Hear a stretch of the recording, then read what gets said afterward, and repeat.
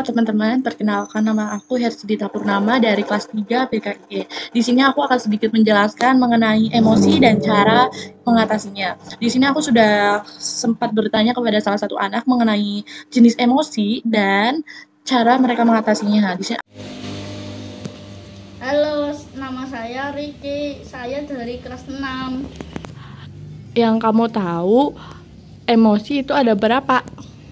Ada 6. Apa aja? Marah, sedih, senang, mutah. Kalau kamu lagi marah, biasanya kamu ngapain biar kamu itu nggak marah lagi? Ya biasanya aku atau mengganggu kakakku yang begitu nyebelin banget. Gitu. aku akan sedikit menjelaskan mengenai pengertian emosi. Yang perlu kita tahu, emosi adalah reaksi psikologis yang terjadi sebagai respon terhadap perasaan, pikiran, atau situasi tertentu. Emosi itu bisa berupa perasaan positif ataupun negatif. Emosi juga sangat mempengaruhi cara kita berpikir dan berperilaku, berinteraksi dengan orang lain. Jenis-jenis emosi yang pertama yaitu ada senang. Biasanya kita senang ketika kita merasa puas dalam suatu hal yang kita lakukan. Yang kedua yaitu ada perasaan sedih. Perasaan sedih itu biasanya terjadi ketika kita merasa kehilangan ataupun kekecewaan. Yang ketiga itu ada perasaan marah. Itu adalah reaksi terhadap ketidakadilan atau gangguan. Yang keempat itu ada perasaan takut. Biasanya perasaan takut ini muncul ketika kita merasa terancam. Yang kelima yaitu ada terkejut ya teman-teman. Biasanya ketika kita merasa terkejut itu adalah reaksi spontan. Yang keenam itu ada perasaan jijik yang biasanya terjadi ketika kita pengaruh terhadap hal yang dianggap tidak sesuai dengan kita ya, atau tidak menyenangkan.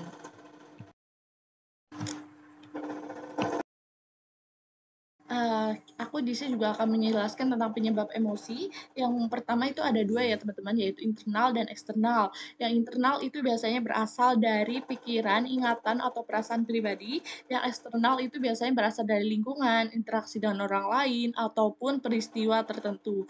Dampak dari emosi juga ada dua ya. Yang pertama itu ada dampak positif, yaitu membuat kita termotivasi, hubungan lebih baik, dan kesehatan mental yang baik.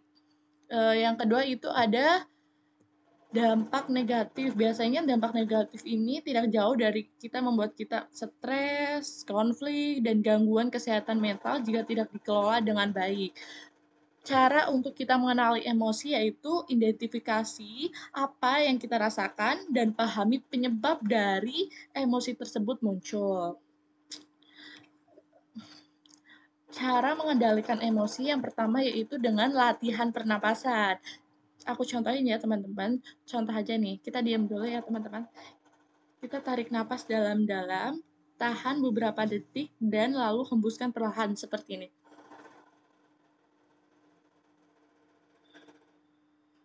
Teknik ini sangat membantu menenangkan pikiran dan tubuh kita. Berhenti sejenak. Maksudnya apa sih berhenti sejenak? Yaitu dengan kita beri waktu untuk berpikir sebelum merespon.